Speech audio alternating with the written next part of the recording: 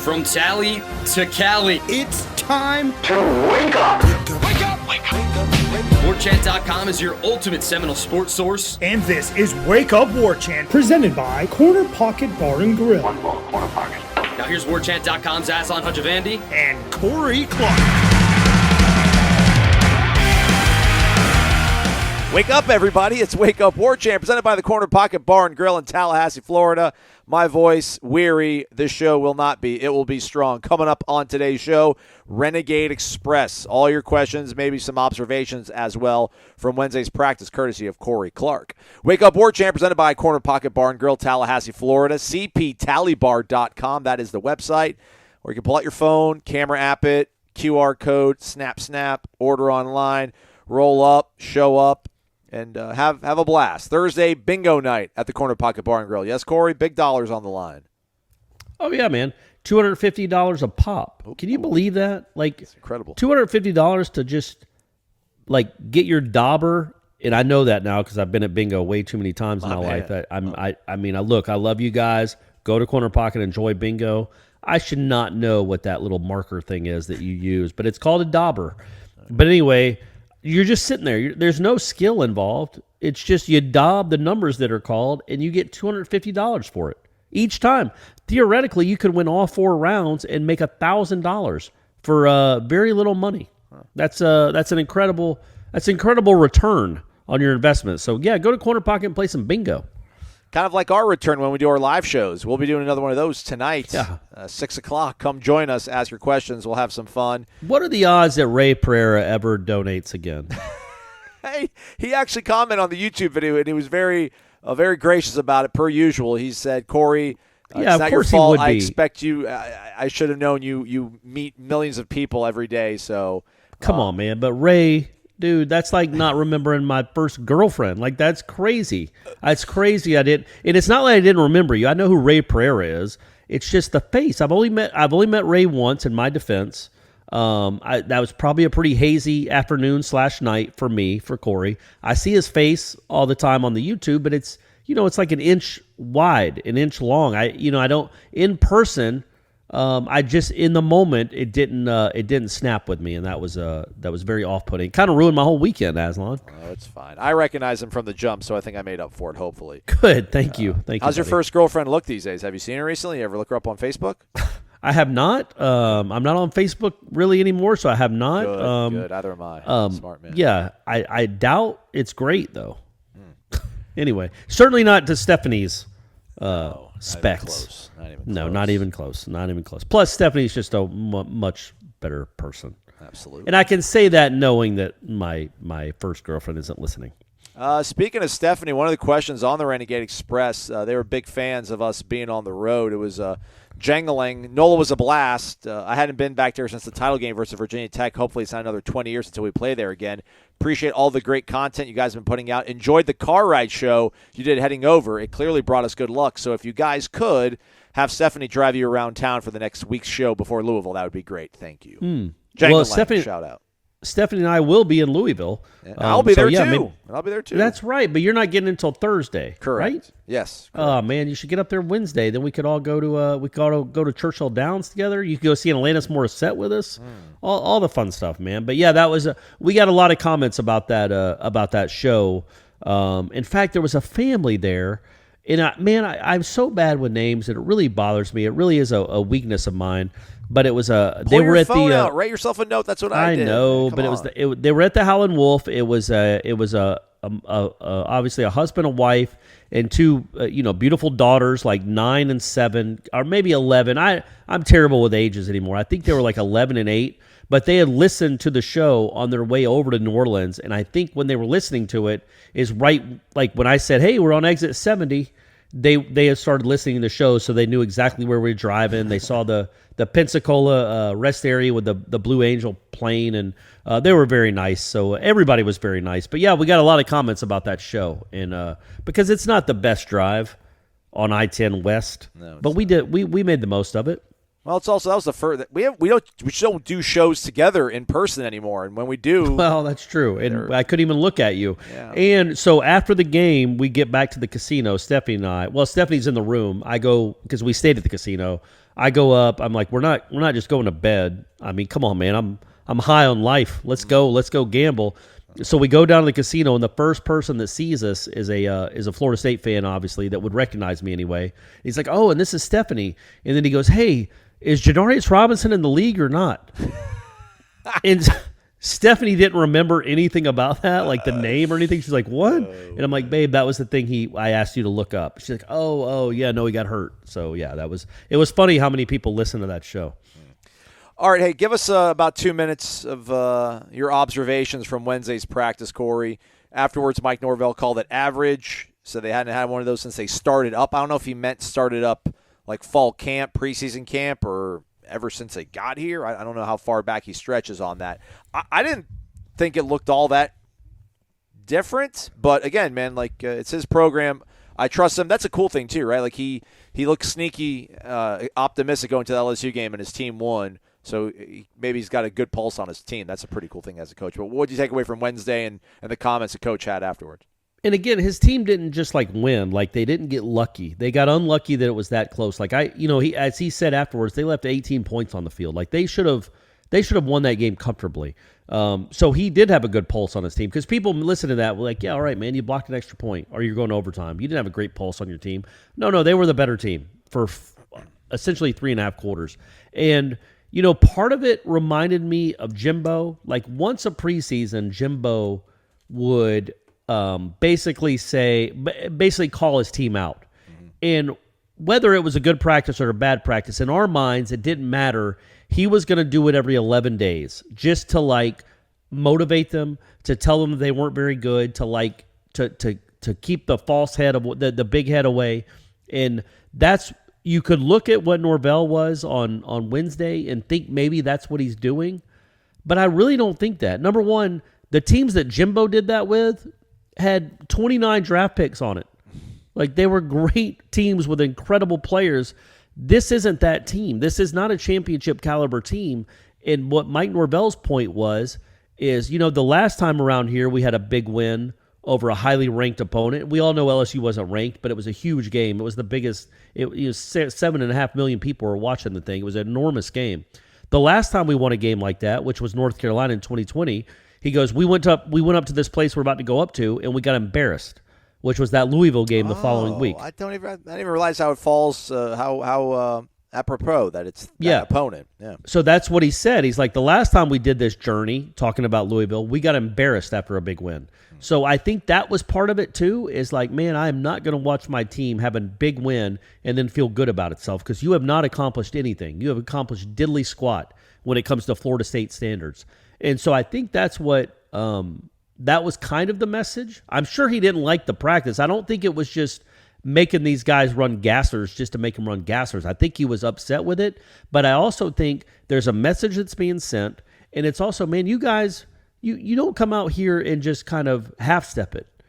You're not Alabama. You haven't earned the right to half-step anything. It's great you won the game, but you're supposed to be out here trying to get better, and he didn't like what he saw. So I think it was genuine, his anger, and I think he was genuinely angry. Yeah. I always thought occasionally Jimbo was putting on an act. But it's like, oh yeah, we don't play hard, we don't focus, we're not athletic enough. It's like, all right, man, you got Jalen Ramsey back there with LaMarcus Joyner. You guys are good. You're fine. Mike Norvell doesn't have that, and so I genuinely think that was genuine. His just how frustrated he was. Yeah. Because what would it have said about his team if they'd have come out after a big win like that, their first practice, because they did kind of a walkthrough film study on Tuesday, but their first real practice was Wednesday. If they'd have come out and had a crisp, sharp practice, I genuinely think, number one, he would have told us, but he would, like, think about how ecstatic he would be like that. Like, okay, they're not satisfied. They're not. They haven't settled for just being 2-0. They want to keep getting better. But according to him, and I agree with you to an extent, but according to him, like saying that you couldn't tell much of a difference, it was an average practice is what he said. And he's like, we haven't had an average practice since we started. I think he meant since the start of camp. Okay. Yeah. That's what I would, because man, we didn't get to see the 2020 practices. Right. I'm going to assume there was a lot of average in those practices and below average. But So I think that was genuine, and I think he was upset because, number one, we all think that's natural. Look, they're banged up. We can't go into details, but obviously you guys know some guys maybe weren't practicing fully because they're banged up and they're trying to get healthy. But it was a real practice, and they were running through real things, and he didn't like what he saw, and he was angry about it. And that was the message he sent at the end of practice. He's like, so what he said was, on Tuesdays, they normally do accountability practices anyway after games for penalties or missed assignments. And he's like, yeah, it might have gone on a little longer this week or this practice on Wednesday, because Wednesday was essentially their Tuesday practice. I don't get caught in the weeds on that, but that's what he was saying. So, there was a message that was being sent, and he seemed genuinely upset by the way his team reacted, which I would imagine as a Florida State fan, especially the way you saw him dancing around and jumping on Papuchis' back, you're probably okay with, right? Your head coach was mad. He used the word pissed. He was pissed off. I think that's probably a good thing for Florida State fans, right? To know their head coach, the standard is still not, they're not anywhere close to his standard, right? Yeah. I think that was longer than 2 minutes, man. I'm sorry. It's fine, though. Let's move forward to the Renegade Express mailbag. We'll package these two together, S. Quinn 67 and our guy. I wanted to say real Strat. quick, though, I thought you were going to add something, Aslan, but you went right in the Renegade. What's the right thing to do? But Alex Atkins, again, we're football novices, man. We watch practice. It's a lot of throwing and catching and special teams work. They don't, it's hard to tell what's a great practice and what's not a great practice. But the way Alex Atkins was yelling at his linemen during the 11-on-11 stuff, they did a lot of that, though. There was a lot of good on good. That was kind of cool to see them do that practice. But he was clearly not happy with what was going on with his offensive line. And I think that was just part of the overall sentiment around that practice, was he did not like the intensity he saw out of his offensive linemen. All right. And that's the second question we'll get to. Actually, no, it's the first question. Perfect segue. S. Quinn 67, bamboo offense, really sprouted. Glad it didn't go to Oregon. Well done. I forgot about, man, what about the bamboo offense in Oregon? Holy moly. Oh, man. Them dogs like panda bears, just eating the bamboo. That's right. Chomping on it. He was going to come to the meet and greet, but it started raining heavily right before they left. It did. Thanks for all the great content. He wants to give a shout-out to Coach Josh Storms and the strength and conditioning team. He thought the Florida State linemen looked stronger, better condition than the LSU counterparts. So his question for the week is, with the offensive line depth dwindling, do you think we will be able to maintain the control we have shown on the line of scrimmage throughout the year so far? And then Mahogany Strat, which is a very fancy guitar. It's a Stratocaster made of mahogany. Also asked, with Bless Harris going down, how concerned are we with depth? So, it's a concern, and that is the news that Norvell did share. Did share after Wednesday's practice is that Bless Harris is out for the year. He was the transfer from Lamar that had won the right tackle job and got injured in the opener against Duquesne, and then obviously didn't play. Guy kept playing. Yeah, he kept playing through the drive, and then obviously didn't return, and then didn't play, and then is done for the year. You're stretched.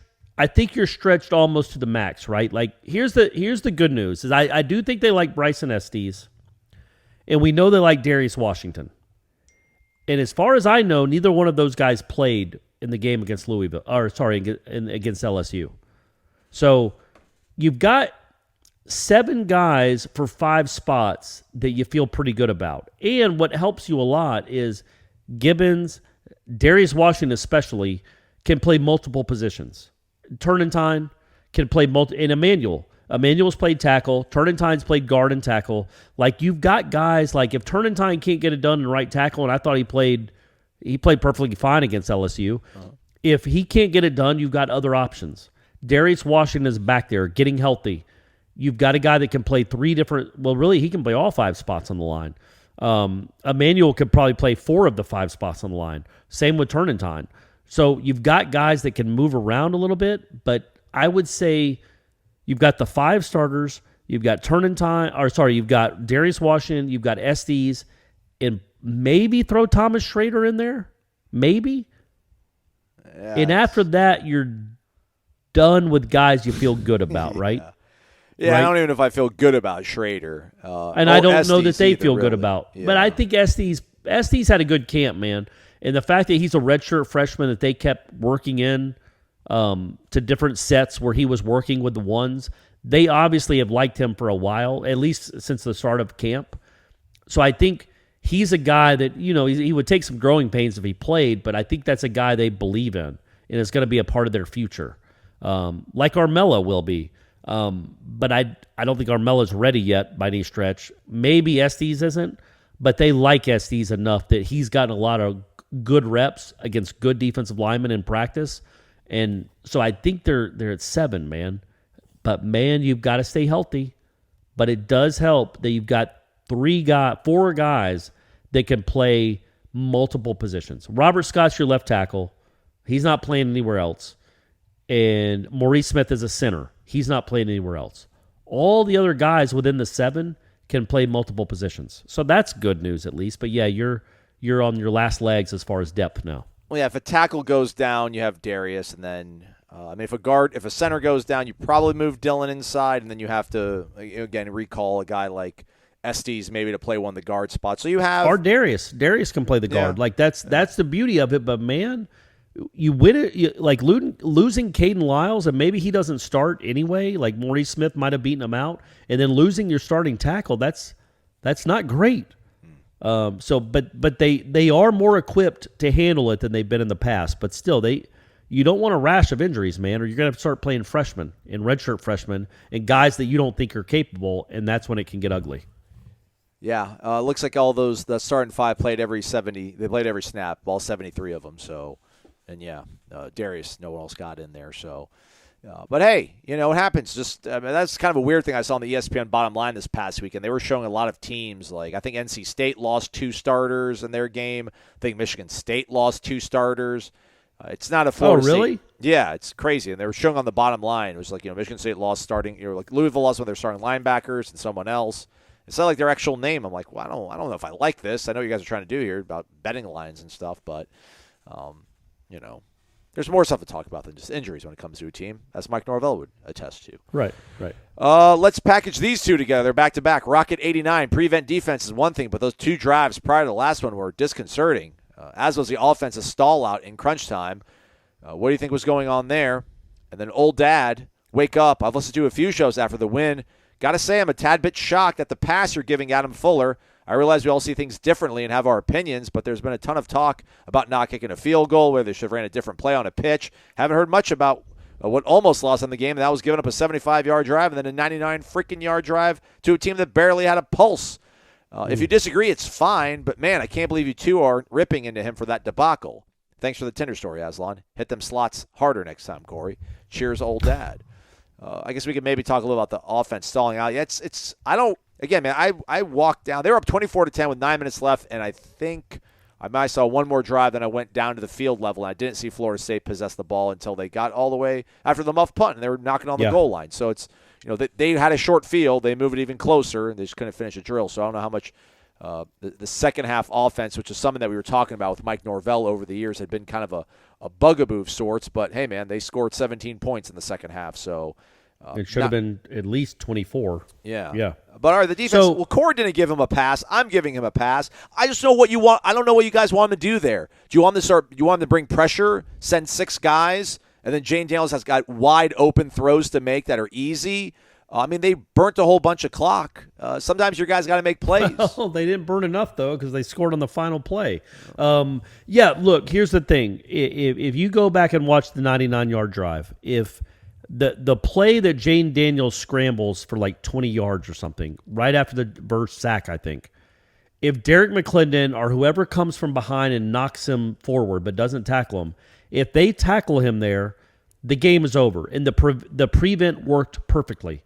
You can't, when you're up 24-17 and they have the ball at their own 1-yard line, you can't play press man-to-man, or you can't play too aggressive, because you can't, think about what we would think about a 99-yard pass when all you have to do is try to make them use clock. So there is a balance there, and I actually asked Norvell, we haven't gotten Fuller yet, I actually asked Norvell about that afterwards. Not afterwards, I'm sorry, I asked him about it Wednesday after practice. because we hadn't really talked about the defensive kind of meltdown there in the fourth quarter, and it was one. And he said basically there were a bunch of mistakes made. He's not throwing it all on the players, but he's certainly not going to throw his defensive coordinator in the bus. But it sounded like there were mistakes made in man coverage. There were guys slipping down. There were guys making mistakes in the pressure moment, in the clutch moments that they're not supposed to make, and they didn't expect them to make.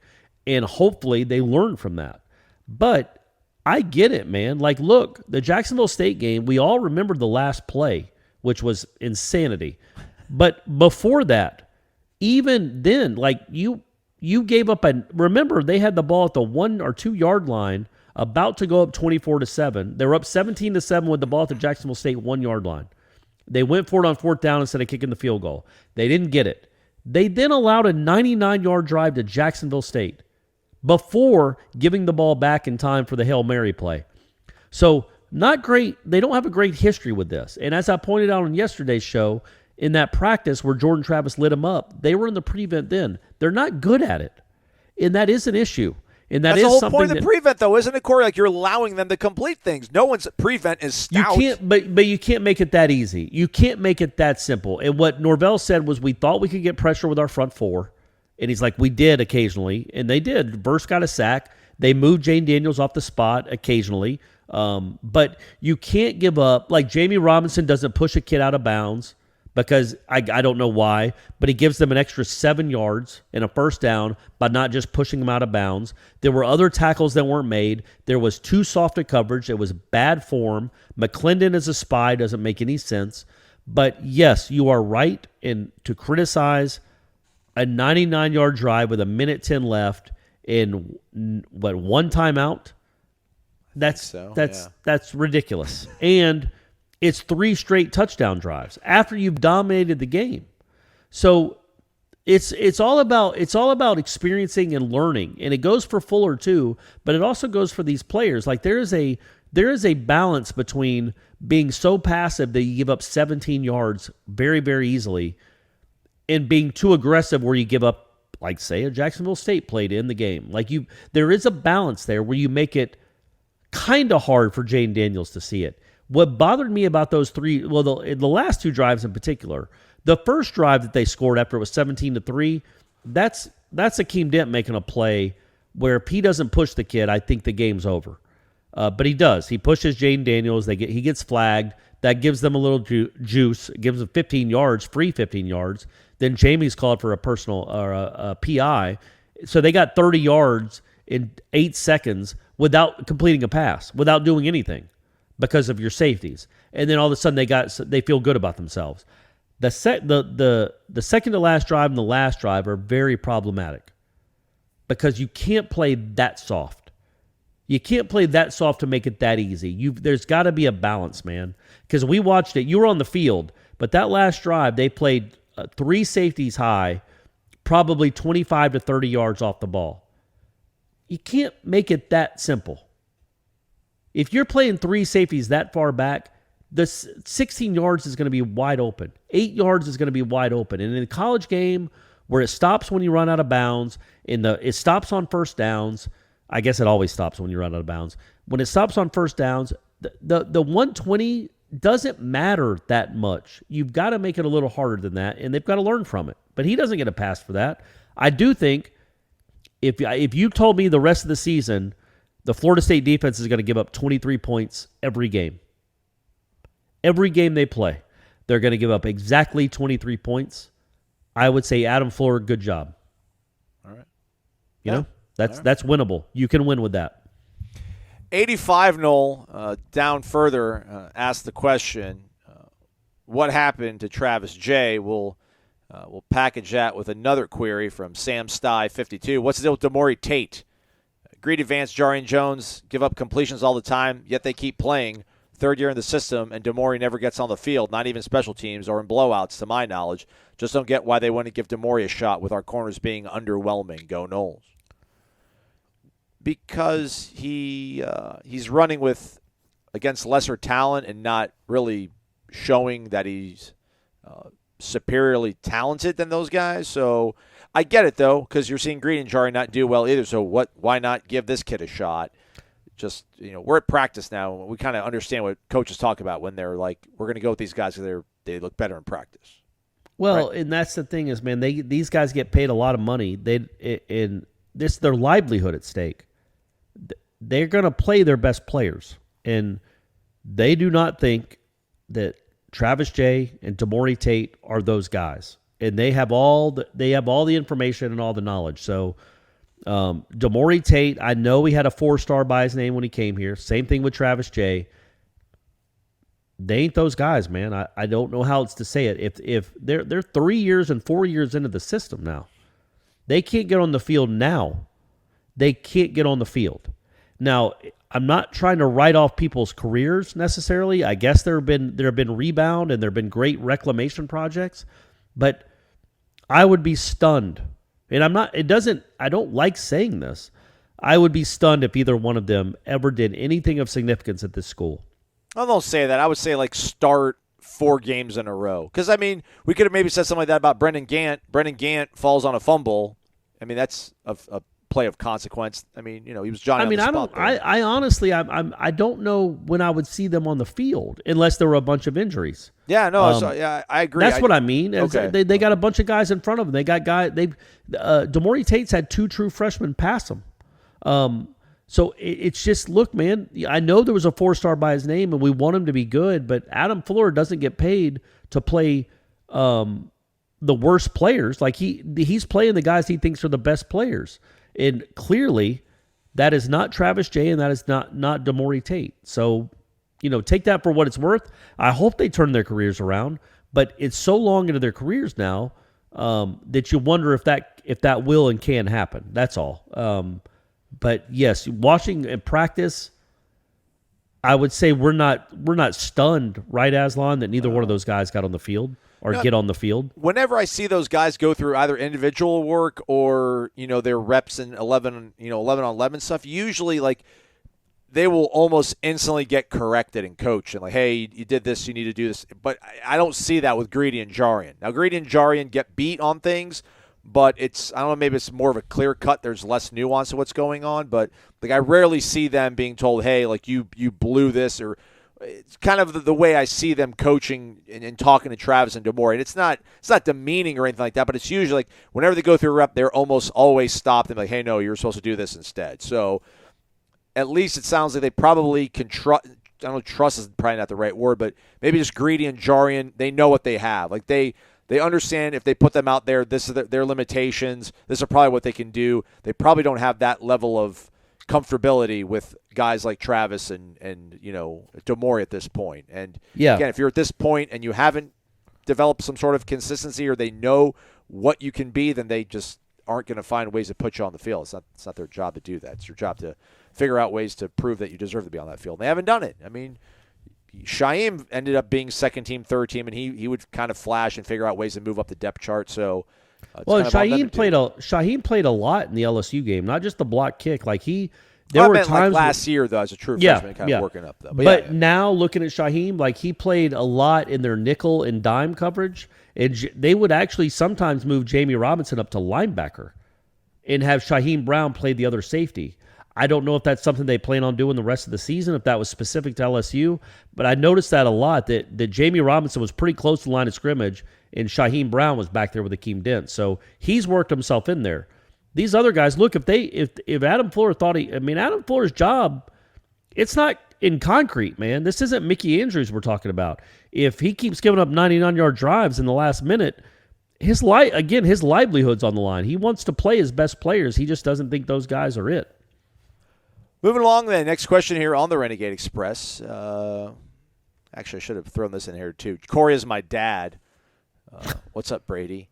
He also asked about Travis Jay, but also asked for status updates on Juki Douglas, Winston Wright. So this clearly isn't Brady. Clearly is not Brady. Okay, good. I wanted to make sure because I asked Stephanie Boy. I asked Shanna, does Brady have an account at Warchant? Because he's got the little credit card, the kid credit card I got him. Did he buy $1 subscription to Warchant? By the way, folks, it's that easy. It is. A teenager can do it. Get on there for $1. All it takes is $1. But she's like, I don't think so. But it's like, all right, because there's somebody called Corey as my dad. And I'm like, is Brady really on there doing that? But he would not ask. I don't think he'd ask status updates about Winston Wright. Yeah. Ja'Kai probably further away from returning than Winston Wright. We already talked about Travis J. Any chance Louisville calls it a season if they get hammered at UCF on Friday night? Thanks for all you do, go Noles. Love you, Dad.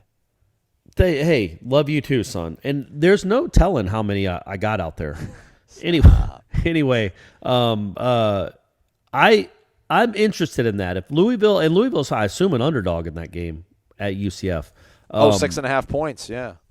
So if they lose that game and they lose it ugly again, like that wasn't just a loss. Like you go up to Syracuse and lose 31-30, people be like, all right, it's the first game of the season.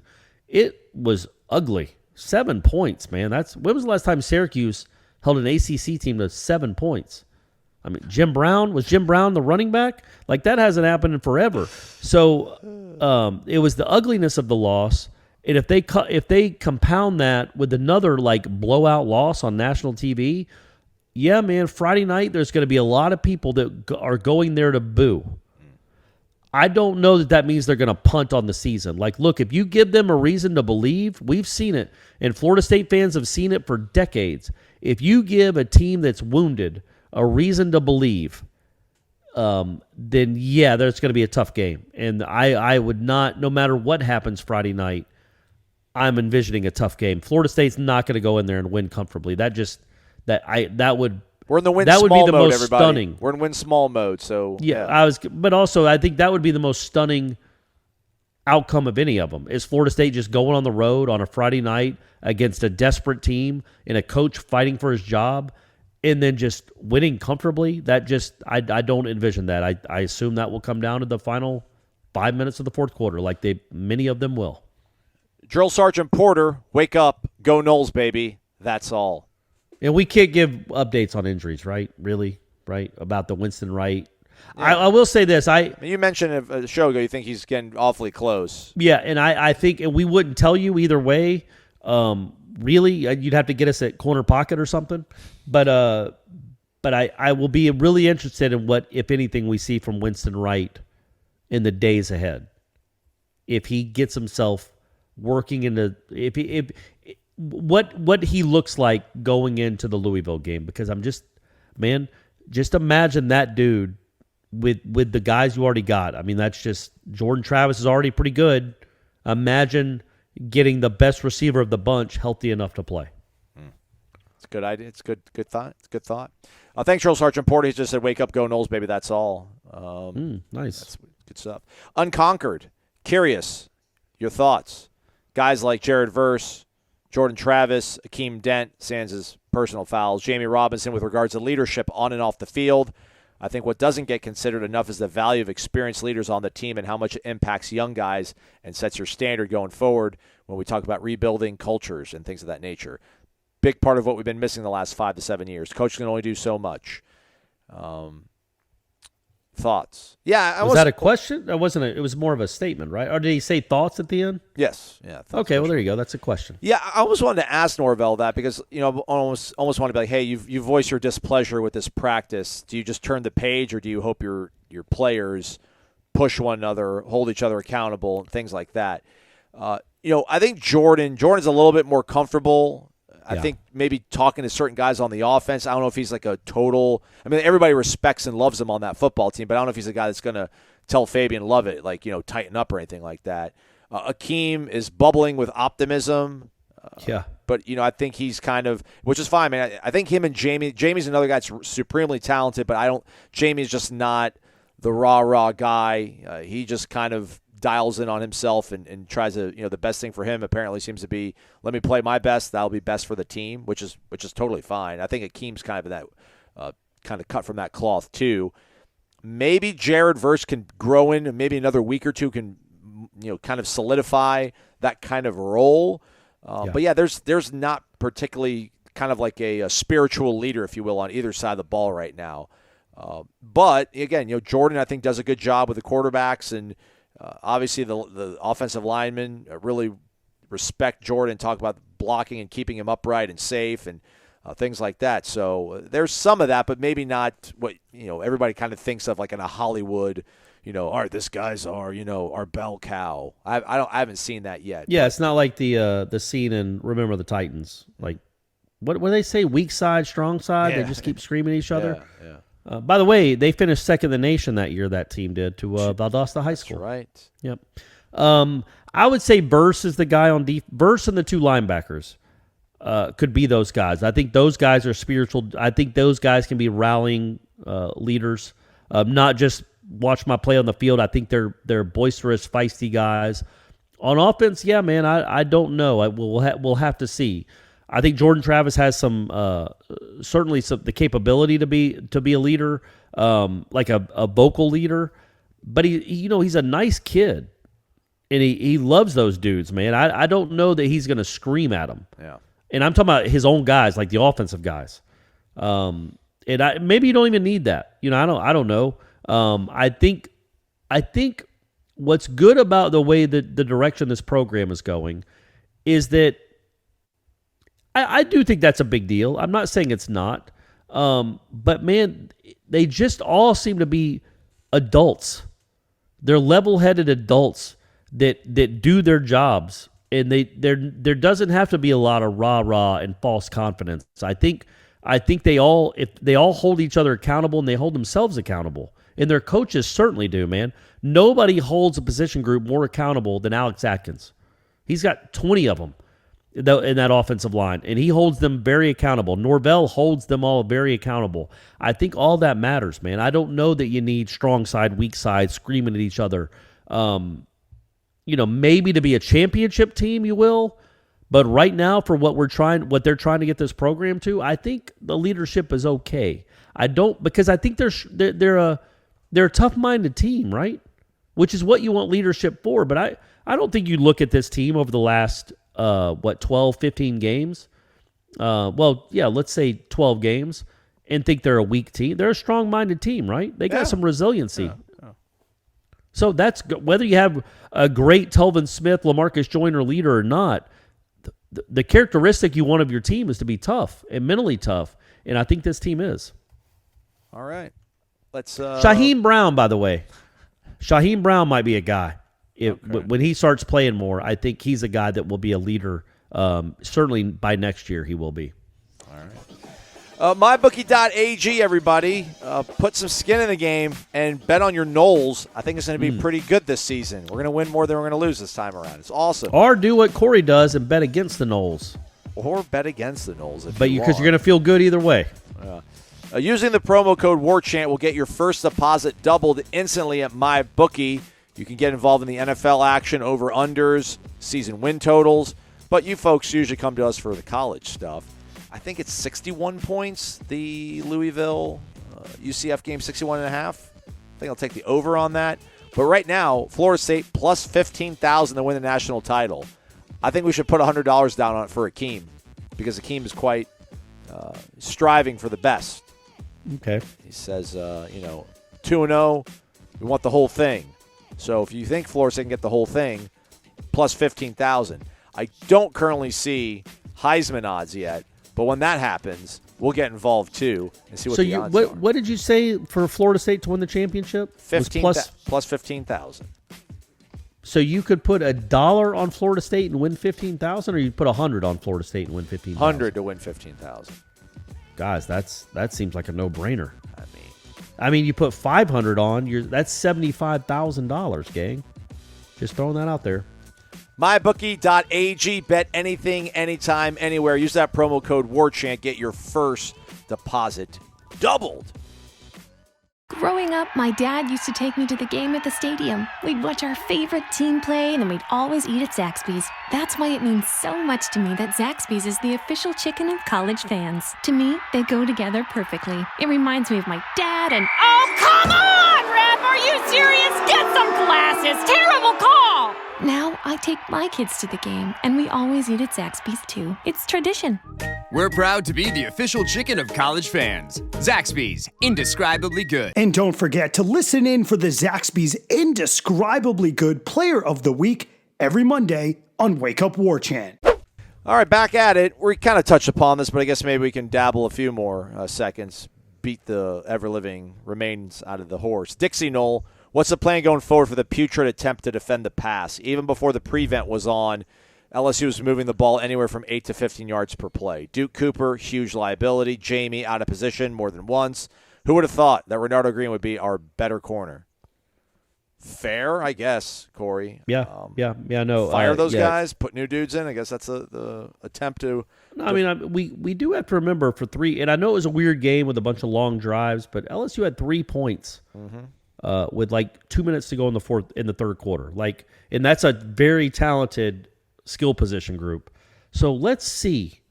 Let's really see what this thing looks like after Louisville, before we start wanting to fire people and saying that it's putrid. It was clearly the prevent defense was putrid. I thought the base defense that they played He passed was for 209 yards, man. He passed for how 209 many, yards. Was it 130 came in the last 2 drives? I mean, I don't know. It's 23 points. I don't know. No, that's what I'm saying. But I'm saying. But here's the thing: you're going to face better quarterbacks than that, but you're not going to face a better runner than that. And there's some guys that can move along the line. Malik Cunningham probably runs better than him. I don't know, man. Jaden Daniels, I think, is even better than Malik Cunningham. It's close. They're similar. But yeah, man. I mean, let's see. It was the real first game of the season. Let's see the improvements they make. Think about last year in the Jacksonville State game, and then clearly the Wake Forest game after that, and how bad that pass defense was. And then by the end of the year, Taylor Van Dyke's throwing 3 interceptions in the first 2 quarters. Like, it got that much better. So let's see what this thing looks like. This is not a Florida State team of our past where they were ready-made championship caliber September 1st. This team has to grow into something, and it's not quite there yet, but you see how much better it is than it was this time last year. So if you can see similar improvement from September of this year like you did last year, well, they might end up being pretty darn good by the end of the year. But let's just see. Let's hold out judgment from one game. I get the frustration in that last quarter. It was ridiculous. But overall, through 8 quarters, if you want to count Duquesne, the defense has been pretty solid. Not special, not spectacular. They haven't created any turnovers, but pretty solid. So let's see what we're saying about them after Louisville before we really start thinking if we have to go back to the drawing board or something. Pretty crazy. So they have Akeem listed as a cornerback on PFF. He graded out at 71 coverage. Renardo graded 66.9. And Shaheem, 67. But, yeah, man, Greedy graded at 59, which, again, 60 is kind of your baseline. So he graded below your baseline at 59. Kevin Knowles graded out at 55. Duke graded out at 52. Jamie, 46. So... Well, and we know Jamie can play, man. Yeah, I'm not worried. You know Jamie can play. And look, we do use the PFF grades as like a baseline, but they don't know what the job on every play is. They just don't.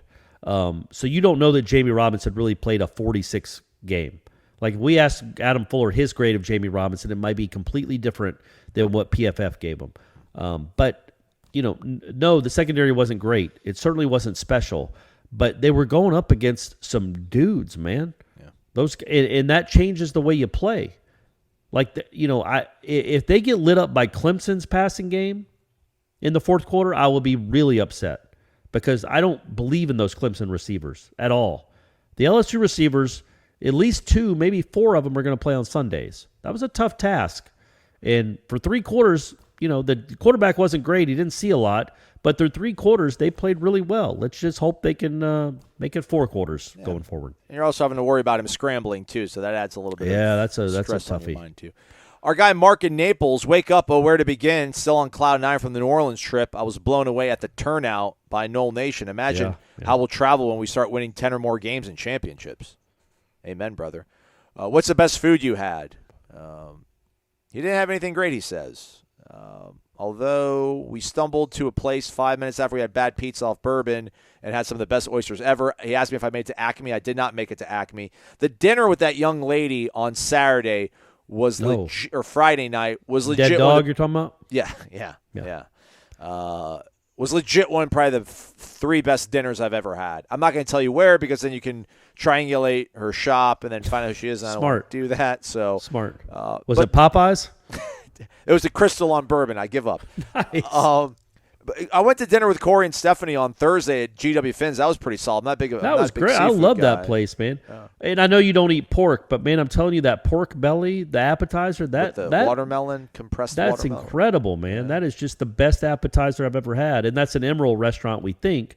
Oh, and you didn't even tell the story that I walked into that place because I'm me. I'm wearing. I think I wore my Say When shirt. What's the movie? The cowboy movie? Tombstone? I don't know. Yeah, Tombstone. My Tombstone shirt.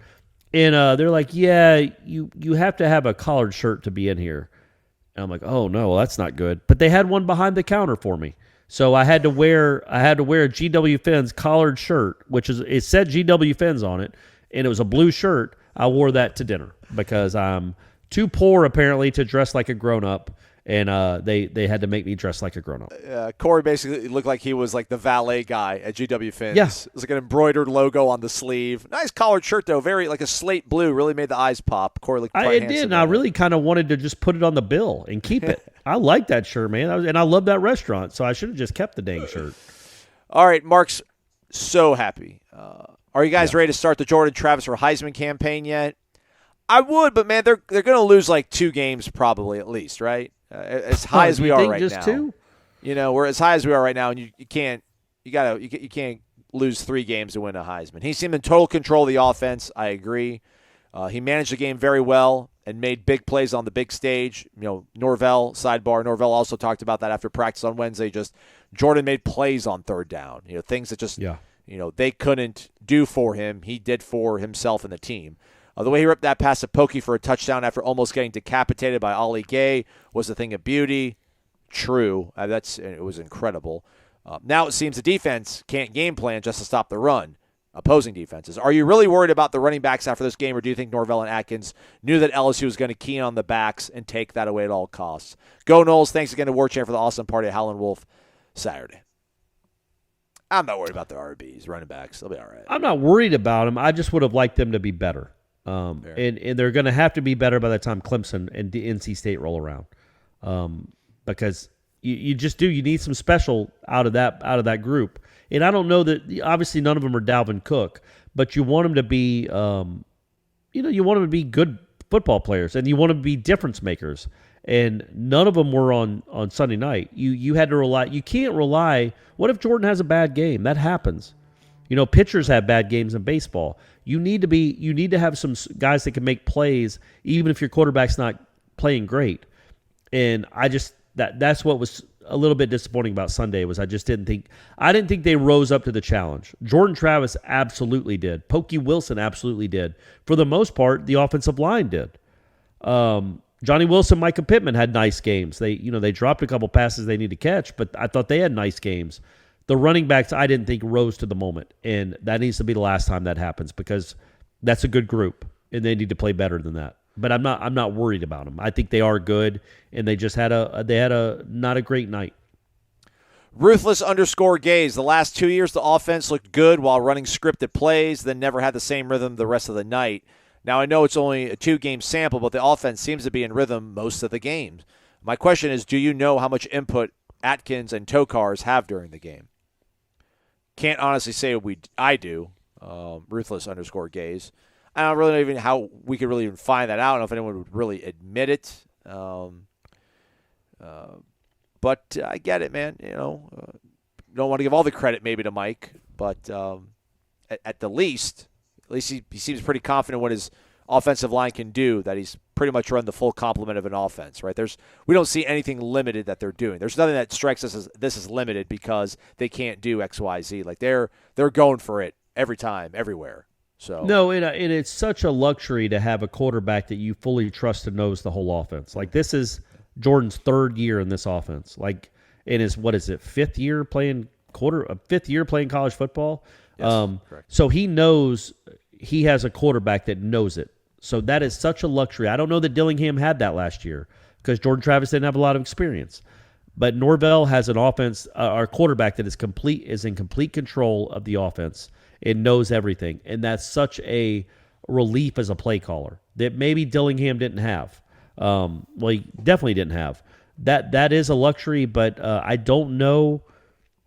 I would think, there are conversations going on during the game, like, hey, we can't block this, or we can block this, or I would think Atkins and Tokars have input, but at the end of the day, no, we don't know what I don't even know how we'd put a percentage on it, because I think their biggest input, I would imagine, just like it is all across the country, is from Sunday to Friday.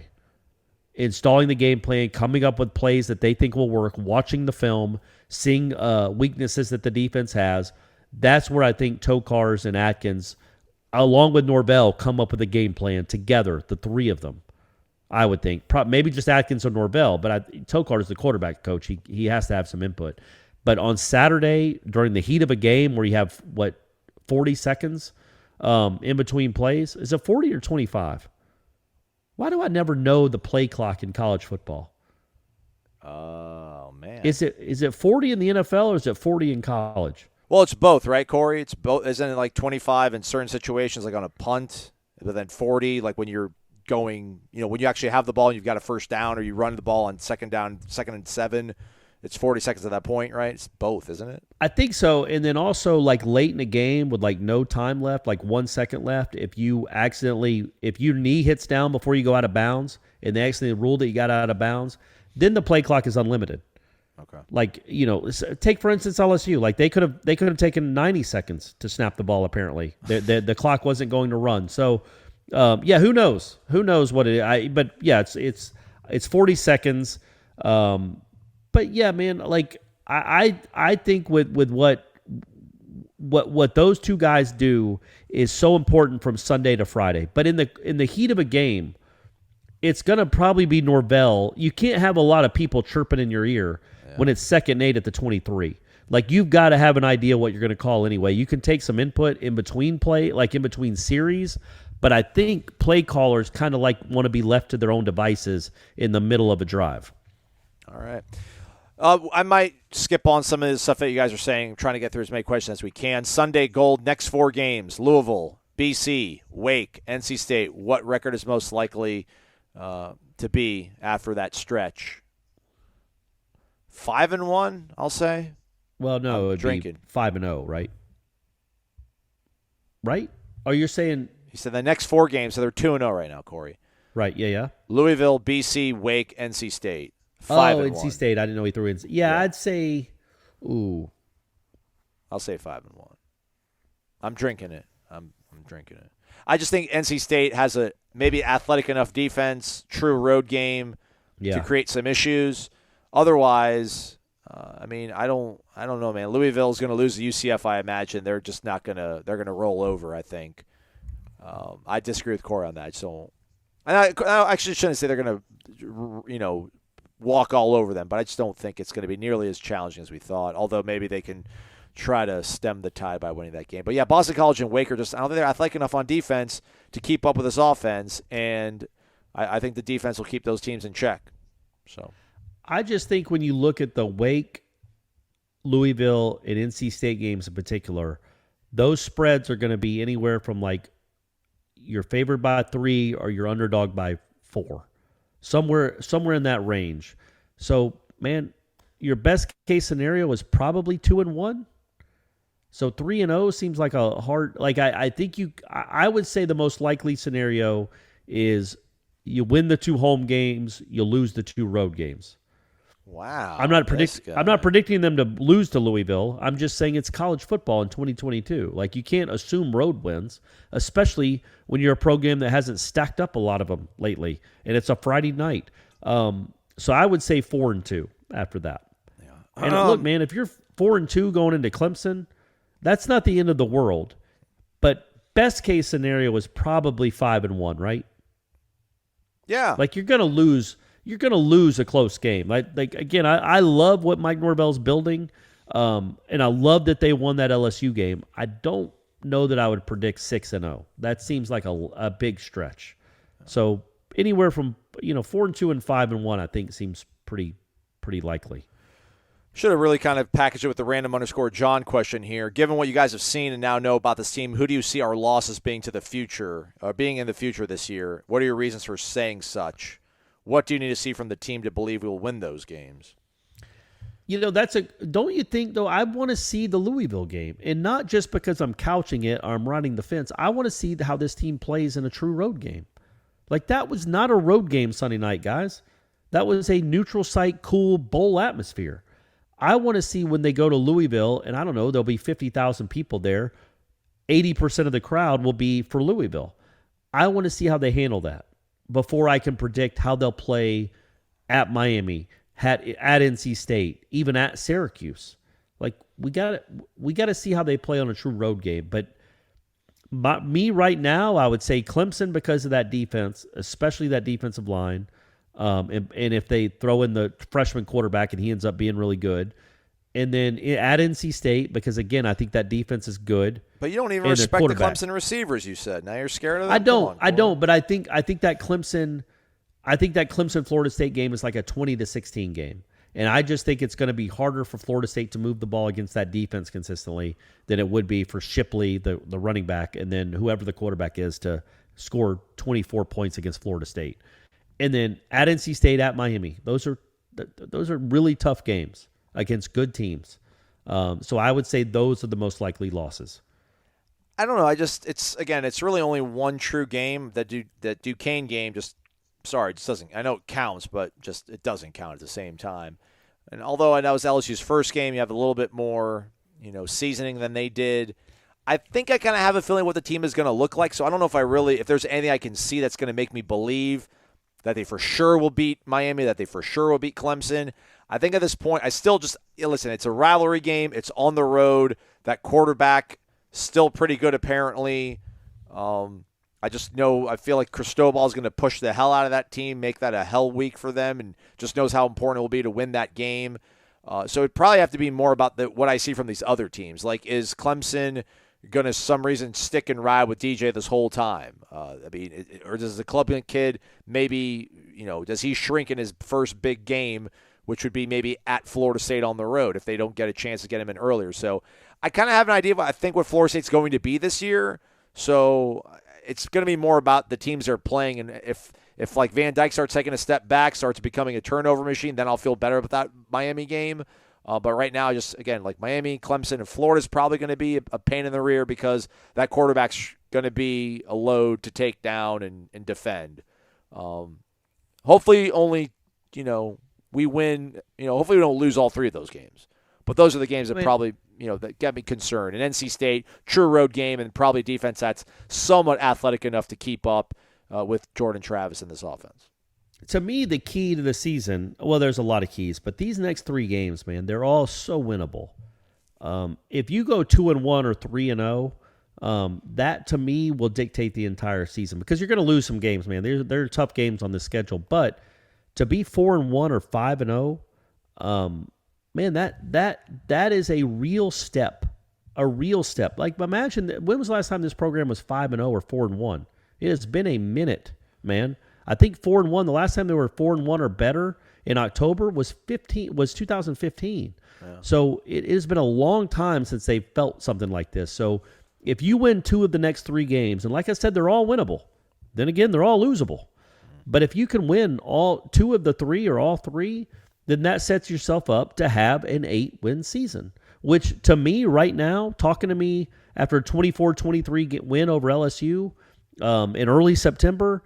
To me, that is still the goal. Like, we'll see if we change expectations depending on these next three games. But if they're 4-1 going in NC State and Clemson, well, then you're like, okay, we'll split these, win one of these, and then you're 5-2. Well, then you're 5-2, but you still got Florida and Miami on the schedule. So there are still very losable games out there, but I just think these next three games, the Louisville game in particular, because of it's a true road game, should tell us a good bit about this football team. I just don't think we're able to defend Florida State's offense well enough. That defense there you go. I like broke. Speaking of that offense, did you see that Jordan Travis has a new shirt out? I have not. It's a picture of him sitting in a throne, it looks like, with a tiger at his knees. Oh, Tiger King. Like being tamed. Oh, nice. Yeah, like a Tiger King shirt. And you can go to his website, but he doesn't advertise with us. What are we doing? Noel Wendell Hold'em. Let's go. Yeah, right. We got to go. But the price is $24.23 for the shirt. Nice. That's fun, right? Clever. That's good stuff. Good job, Jordan Travis.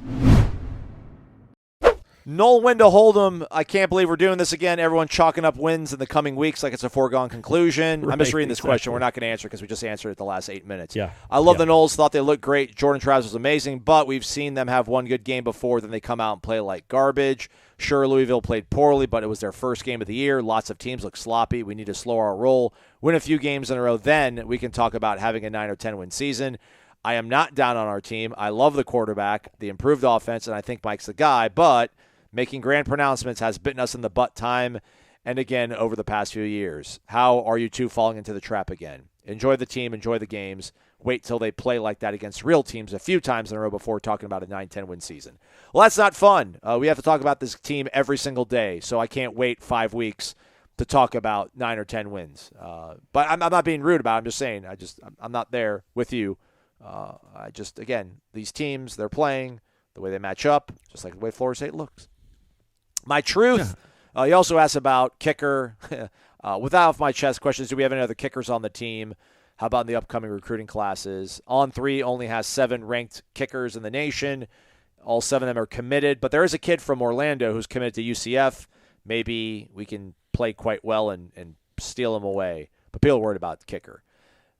Well, rightfully so, man. Yes. That was a gross performance. Yes. He did kick pretty well in practice on Wednesday. If that means anything to anyone. I don't care. Corey Clark's toupee is the next questioner, but I don't even think there's not even a question in this. It's just 2 graphs. They feel really good about everything. Depth is a concern on offensive line, but it feels like Julian Armella is going to get more burn as the season wears on. Feels incredibly better about Jordan Travis in the passing attack moving forward. So, yes, it's early. Still feeling good about the 2-0 start, but if these trends continue, more or less how we begun the season, it doesn't hurt to dream that we can have a very good season that can put us on the path to competing for playoff spots within a year or two. Isn't there 2 E's in toupee, Corey, or is there 1 E in toupee? I think there's 2 E's, right? All right. Yeah, I think there'd be 2 E's there. I don't know though. Maybe there's an accent mark over the E, and it's just 1. I'm not. Luckily for you guys, I don't wear one, so why would I know? Clearly, I don't wear one. There are 2 E's. They spelled it wrong, so I don't feel bad about not reading their whole question. Well, which really wasn't a question. It's late, guys. I got to wake up and go to practice. I'm grumpy now. Gary Sinsemelia. Oh, boy. Which is weed, everybody. Gary's avatar is Gary Sismesa. Sinsemelia apparently is a marijuana derivative or something. Wasn't that Sismasia's nickname? Yeah, the weed. Yeah, so it all makes yeah. sense. All right. Oh, here we go. Wake up, gents. Corey, here's a question. Corey, when are you going to go off on Jeff for being wrong about Jordan Travis and our quarterbacks in general? Seems like he and Ira like to remind you of your Dylan Gibbons cold take weekly. Seems on par with the Tate Rodemaker hype. Just saying, keep up the good work. Right. It's a great point. Look, I'm above that. I don't need to make them feel bad about themselves. I assume every night they feel bad about themselves, especially Jeff. So I don't feel the need to stick the knife in more. Look, man, I'm comfortable in my own skin. I'm secure in my takes, and I knew Jordan Travis was a pretty good quarterback, and I've been saying it for 2 years now, and I was right. So that's how that works. I get one thing wrong with Maryland being a problem back 9 years ago, and then Dylan Gibbons, I certainly didn't say he couldn't play. I said they were putting a lot of stock into a dude simply because he was from Notre Dame. He had never played a game at Notre Dame, really. I mean, he started once in 3 years, and he's going to be the best player on the team, best offensive lineman on the team. I was like, well, we'll see. We'll see, but he was a career backup, and it turned out they were right, but that was more happenstance and luck than anything else, so I don't give him any credit for that at all. And you're right. Jeff's coming around. It's a little too late for my taste, though. Redneck Noel from Taylor County. Wake up. Good morning, guys. Enjoy listening to the show. Is that where Tamorian Terry and Pokey Wilson are from? Not even close. It's Turner County. Taylor County's in Florida. It's like Perry, probably. I mean, it's close. It started with a T. Corey, get out of my way. Let's go. Sorry. Morning, guys. Love the show. What receiver is going to have the most total receiving yards by the end of the year now that you've seen them in action? I still stick with Micah Pittman. Shoot, they went to him on 4th and goal from the, 2 or 3 yard line, so they like him apparently. I say Johnny Wilson. Okay. Who leads them now? Doesn't Johnny Wilson lead them now? I don't know. I can check it out. I think Johnny's got 111 in 2 games, which is not terrible. I think if he's going to give you 55 yards a game, I think by the end of the year you're looking at 650. Well, that shouldn't lead you. I think Johnny Wilson will lead you in yards though. He leads you. All right. So that was yards and then touchdowns as well. Pokey's running away with it. He's got 2. Right. Nobody else has any. Nobody else has any. Johnny leads the team with 111 yards, but I'm still sticking with Micah. Still sticking. What's Micah got? 89, I think it was. Yeah, 89. That's pretty good, man. 200 yards, and then Pokey's got the 100 in one game, so 300 yards between those. If you get, man, that's good. That's good. Whoever leads it will be one of those 3. But yeah, hopefully they'll all have big seasons. All right, how many of our 3 major rivals do you see us beating this year? I mean, they could beat all 3 of them, but that doesn't happen to a team that you think preseason is going to be 7-5. So I will be somewhat tipsy on the Kool-Aid. I'll say they'll beat 2 out of the 3. They'll hold serve at home, hopefully. Thanks, guys. Subscribe to Warchant. Go Noles. What do you think, Corey? Clemson, well, if they Miami, hold serve Florida. at home, that would be 2. That's what I said. What did I say? Oh, you did say 2. I'm sorry. I think 1. I think Florida's got, if that kid's healthy, that's a really good quarterback. But who knows what Florida will be around Thanksgiving? I don't care. You can't lose to them. We don't lose. We don't know. You can't lose to Florida. You can't. Year 1 coach, you can't lose to him at home. You can't. I mean, you not can. That team. It happens. You hope not. How many times have we lost to Florida since 1986, man? Twice? Like literally 3 times. What? You've lost to them like 5 times in a row. Well, 3 times. Right? We lost to them. Oh, wait, no, that's right. Because the Zook thing opened up the floodgates. What's the matter with you? Yeah, and then remember Urban Meyer? That guy was around. That was not. It's been more than 3. And then I think you lost to him the last 4 times you played him. Jimbo only lost to them once. Yep, and he only lost to Miami once. Yep. Taggart lost to them first every time out he the played gate, him. Which wasn't good. Don't lose Odell to that team. Even Odell lost to him. Let's get that. Well, that was in the swamp. That's tough. And they were a much better team. They shouldn't be a much better team than us. No, look, you got 2 of them at home and at Miami. You certainly could win 2 of the 3. Again, we haven't seen this guy beat Florida yet. He's only played them once, but we haven't seen him beat Florida yet. So I want to see it till I believe it. But yeah, I would say 1 of the 3 you win, and that's if you can win the other games that we've talked about. If you win 1 of those 3 and you finish with 8-4 with a win over your rival, you feel decent about this season. But man, maybe they'll be 11-1, and we'll listen to this in 3 months and go, man, you guys were way too cautious on the Noles. Gator Kirk, other than winning, what was your best experience in New Orleans? Well, it was cool. I went on a date with a woman and didn't have to bury a dog. And that was awesome. In hindsight, it was my favorite. Like me and Stephanie just running around New Orleans, not worrying about dead animals. It was awesome. Sweet. Yeah, man. I don't know what. Howlin' Wolf, there was man, a that lot was of awesome. The meet and greet was great. That was the best. Yeah, part for me. That was. It was all. Again, it was so overwhelming that was really neat, man. And just the way people are when they meet us is very, very humbling. And it was awesome, man. And the way people know Stephanie. So one guy got a selfie with Stephanie. Yeah, he's like, "Oh, this is Stephanie. Stephanie, can I get a picture of both of y'all?" And that was just awesome. Like, it's really cool that she's known. That people enjoy us. Apparently, is really neat. And so yeah, all of that, just the positive feedback and getting to talk to and be friendly with a bunch of Noles was by far my favorite part. And the strip club. So I don't know which one you'd say is 1A and 1B, but it's that probably. No, obviously it's the communal nature of meeting with Florida State fans. EC Allen Knoll, first-time poster, long-time You didn't even listener. go, did you? You didn't even go to a strip club. You were too busy with on your dates. Did not. I'm from the same town as Timmy Jernigan and Shaheem Brown, Lake City. Block that kick, Nice. baby. Let's go. Yep. Also, it's $1, Bernard Wilson, folks. too. It's $1, folks. What are you doing? Sign your rear end up. All right, week 1, who's the best team in the state of Florida? Could we win the state this year? What percentage chance do you give us? I only saw one drive of the Florida game. I didn't see anything from the Miami game. I cannot answer this question. But Corey, I mean, I would say a 30% chance of winning the state. you got to go 2-0, right? Yeah. Maybe that's a 45 to 50%. Like, Florida doesn't scare me.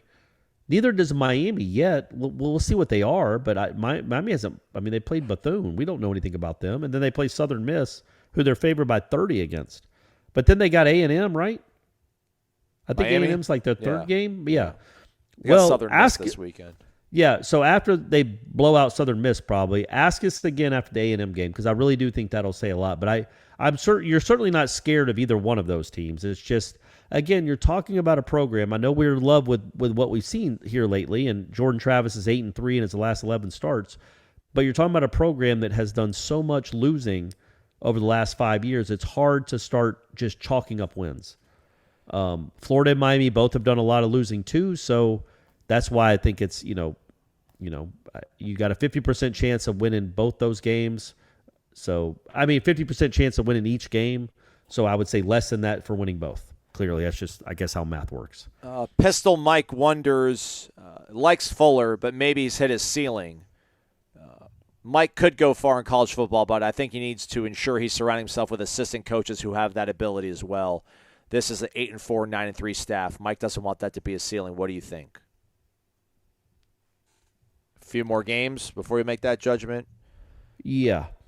And look, I don't yes. A season. Let's see what it's like for the whole season. But, yeah, I'm not dismissing that thought. If you guys listen to this show, you knew that was one of the kind of questionable hires I thought. Not because I knew anything about Adam Fuller. It's just it's Florida State. You would think maybe you could get a bigger name than the guy that was at Memphis and that was at where was he before Memphis? Marshall, and then Chattanooga before that, I think. Yeah. And then Wagner before that. So that is still that the jury is still out on Adam Fuller. You guys know what I feel about him as a person. I love the dude, and I think he certainly knows football. We'll see what he what we think about him at the end of the year. Again, he's not flooded with great talent. It's not like he's coaching the 99 defense or the 13 defense. And it's 2022. You're going to give up points and yards, but that was pretty gross at the end of the game on Sunday night. And he's had some gross moments in his career. And this is an experienced defense. So hopefully they start ramping it up and they're better when it matters. They're better when it matters than they were on Sunday night because they were really bad when they needed one stop to win the game. Renegade_Bryce, wake up, had a great 3 days in New Orleans, was on foot en route to the Howlin' Wolf when the downpour hit, hightailed it back to the truck. It's all good, man. It's all good. Last week I asked how many passing yards Jordan Travis needed to throw for. Corey said around 260. Pretty spot-on guess from the Vodka and Mio man himself. Boom. Man, I nailed that. That's exactly how many he needed to pass for. That's right on the nose. I know they have only played one game, but with the way Syracuse ran all over Louisville, is there anything that should keep us from thinking that our backs will have a field day against that defense? Thanks, and go Noles. And he spelled go like the Cajun way. So. No, yeah, they Syracuse ran all. I mean, the Tucker kid at Syracuse is a really good running back. I think he's better than what you got, but you've got three pretty good ones, and you've got a decent offensive line, and you've also got a quarterback that's really a threat. So there is no reason you wouldn't run for. They ran for 208. They ran for 208 on him. Yeah, well, that's pretty good, right? Yeah. Yeah, and so I would think you could expect to run for 200 against them. Let's see what they look like against UCF, though, because as the other questioner pointed out, it is one game. It's a season opener. Those things are goofy. They can be ugly.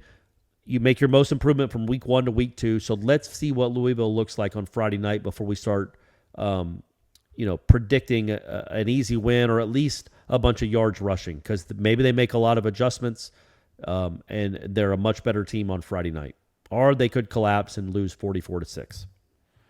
All right, Polo Nole. Good evening, gentlemen. My name's Pierce. I'm 25. I'm from Tampa, lifelong Nole, as well as my father. First time to post on the Renegade Express, and a recent subscriber to Warchant. It was a buck. Long time. What do you YouTube think of the listener, name though. Pierce, Aslan? Strong. It is strong, man. That is a strong name, man. That is a really strong name.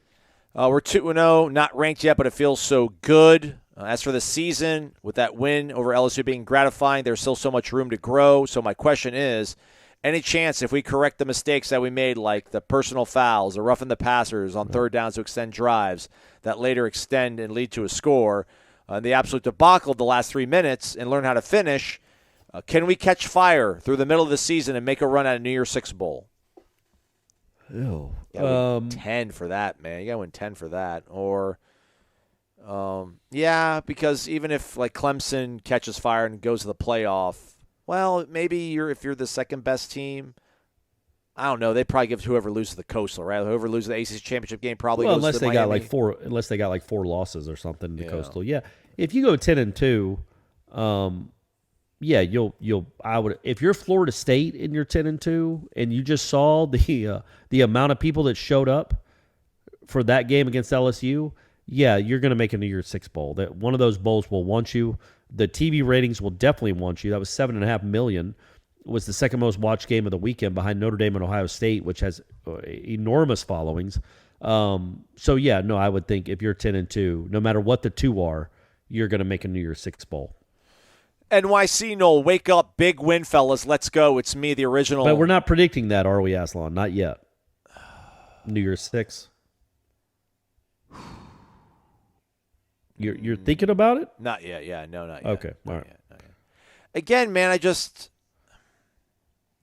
the offense is going to be tough to defend. Yep. And I think the defense will be good enough. And I don't know. I mean, listen, Clemson's got a good defense.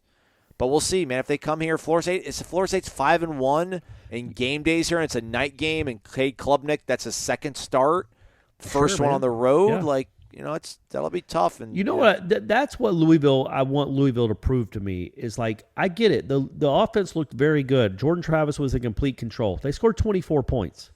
That's less than they averaged last year. But it gets a lot of athletes on that defense. Wake doesn't have that kind of athletic, but then they have cohesion. They've got culture. They still scored 24, and they should have scored 35 at least, but they scored 24. I want to see this offense on the road on a Friday night score somewhere between 35 and 40 or 32 and 40. Well, that's a 10-win team. 10-win teams do that. Because that's what you do. Yeah. Okay. Don't just score it. Don't move up and down the field and settle for 24 points. Go on the road and hammer someone offensively and score. If we think you're going to be good offensively, go score 5 touchdowns in a game. People do that all the time, all over the country. So that's the next step I want to see is not just the offense looks better, but the production matches what we're seeing. That didn't happen Sunday night. And I know LSU has probably a much better defense than Louisville, or at least more talented. But I want to see this offense go on the road and put up 33 to 40 points. That's when I'll believe truly that this offense is going to take not just a tiny baby step, but a real leap in production. Sure, you go with the baby step thing again. We thought we were tired. Don't need them. Don't need baby steps. Tired of baby steps. NYC Nole, question for yous. Getting the ball. There's some typos in here. Get better, NYC Nole. I love you, man. Jeez.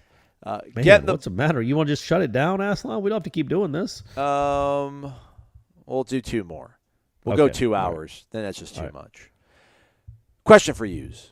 Getting the ball with 4 minutes left in the game. Is it okay? I am questioning the play calling. 2 sweeps to the short side of the field.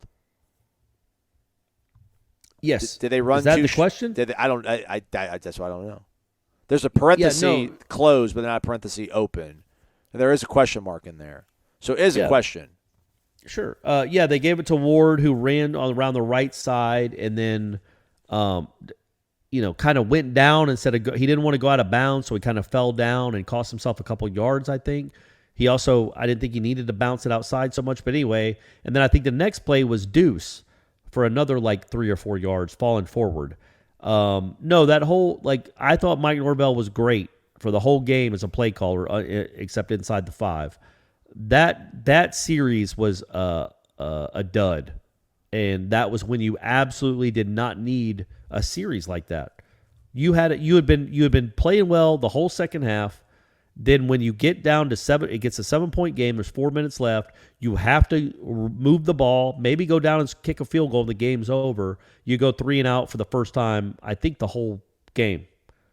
Not great. Not great. Figure out a better way to handle that next time, Mike, because that was the one series where you just shake your head and go, okay, man. So when it matters most, when you've been playing well, all of a sudden you're kind of going to shrink in the moment and not get the first downs or multiple first downs. You're going to get conservative. Jordan Travis played great the whole game. You didn't give him a chance to do anything until 3rd and 5, and then he had to scramble out and throw the ball away. Put the game in your quarterback's hands, man. If you believe in that dude and the way he was playing, you know they're going to be playing everything to stop the run because you know they're going to think you're running the ball to burn clock. So put the ball in your quarterback's hands, man, and let him go win the game. And that didn't really happen. But again, we all learn from mistakes, and hopefully that will the next time they're in a situation like that, they're not going to just run 2 times, throw an incompletion, and punt. But with all that said, I think it was perfect for this team, this program, at this moment to win the exact way they did. Agree, disagree. Thanks, and great job, you guys. I agree. What about you, Aslan? You think it'd been better if they'd have won 31-10? It's good for the special teams thing. If they want to still, if these players were thinking about having a mutiny because they're sick of practicing special teams, it was a perfect way to win. Because all right, see, this actually is important after all. But what do you think would have been better for their psyche? A 30, like if it had been the score that I think it played out to be on the field, 30, let's say 31-17, 34-17. Is that better for Florida State's psyche or the way they ended up winning that game? What's better for their psyche? I mean, yeah, they probably don't need to get overconfident. I guess this keeps them on edge a little bit. Yeah. But again, it just, I mean, they did win, but if they didn't win, then it's like, man, this would have been horrible. The margin is crazy. I get it, man. I agree with you too. Maybe there's a possibility that they do get overconfident if they, if the scoreboard indicates just how that game really was for 80% of it. And yeah, they're going to probably find themselves in these situations playing tight games. The fact they were able to pull it out, make a play when they had to. I mean, if you can win a game in that fashion, then nothing's stopping you. So yeah, I'll agree. All those players on that defense, on the entire team, were there that night in Doak Campbell for Jacksonville State. They were there for Notre Dame. They are so used to heartbreak and last-second losses, last-play losses. And for them to win on the last play instead of losing on the last play, maybe that just unlocks something. It might not. I'm not predicting it will. But just to be like, here we go again. Like Florida State did it again. This is just what Florida State does. We just choke at the end. We blow it at the end. This is what our careers are. Oh, no, wait, Shaheem blocked the field goal, we won. Like all that in an instant. I think those kind of plays, like Michael Snare, all of a sudden he hits one shot against Duke, and all of a sudden Florida State goes on and wins almost every close game they play because of one shot. All of a sudden you have, and the kid hit 5 other game winners or 4 other game winners.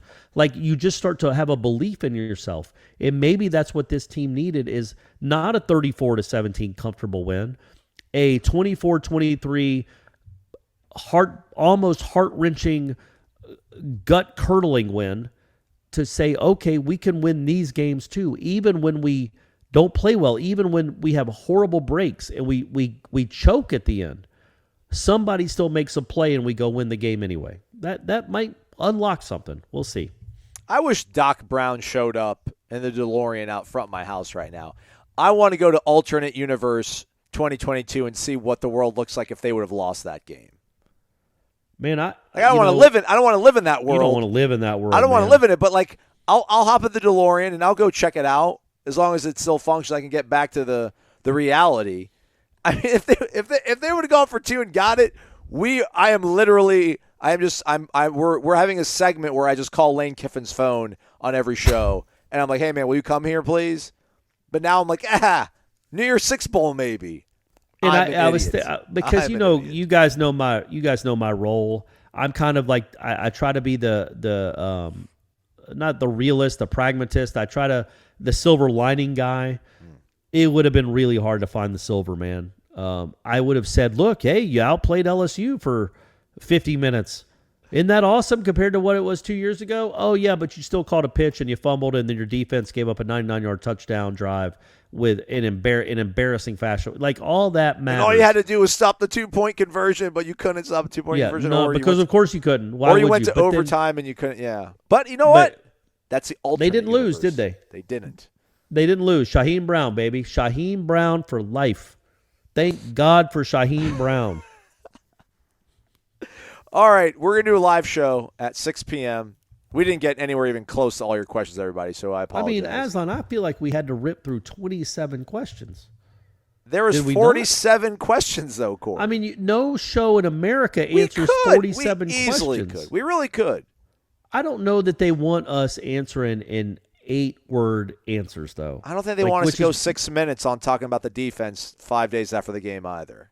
There's a balance there. But even if we nobody wants to ask a question and get a 20-second answer, right? I know, because but there's you go 2 of us. 2 minutes, man. Part of the interruption does a topic for 2 minutes, and Tony Kornheiser and Michael Wilbon did a great job of talking about it. Let me ask you a question on that little side side panel on PTI. Yeah. Are there 47 topics? No, but they have a 26-minute show. This is 1 hour 25 minutes. I mean, I think that's triple. Like 4 minutes. That's 4 minutes an answer. That's not terrible. Well, some of them really only need like a 30-second answer and then move on, but we don't. I would argue that some of them are repetitive. We don't have to ask them necessarily. Well, just say thank them for their question. I package them. But that's neither here nor there. You could also throw some of these into the live show tomorrow. Exactly. That's what I was going to say. For the ones that we didn't get to, we'll try to bring up as many as we can on the live show because that'll be our last show of the week for the podcast. So, and maybe if the ones that we can't get to on the live show, we'll go and we'll do responses. We'll reply with the written word, the typed word, if you will. I'm excited that you're going to be in Louisville. I am too, man. It's going to be cool. I'm only going to be there, so I get there Thursday afternoon-ish, like late afternoon. So I'll try my best, everybody, to start matching with girls on Tinder. So maybe I can do something. Oh boy, Thursday night, maybe Friday before the game. Go to take somebody to Churchill Downs. You could wear a fancy hat. I should bring my seersucker. Churchill Downs. Bring my seersucker. Have you checked the weather? Is the weather going to be all right up there? Like seasonally hot? I don't care about the weather. What's the matter with you? All right, I'm losing my voice. I'm going to go to practice. We'll do a live show 6 p.m., but before that, the Jeff Cameron Show, 1 to 3 o'clock with Tom Lang. So be on the lookout for that, as well as practice updates over at warchant.com. Subscribe to the website. Subscribe to the YouTube page. Thumbs up. 5-star rating review. Thank you, everybody. I was sorry if I was mean to you, NYC. No, I love you. He's Corey Maslon. Thanks for listening to Wake Up Warchant, presented by the Corner Pocket Bar and Grill.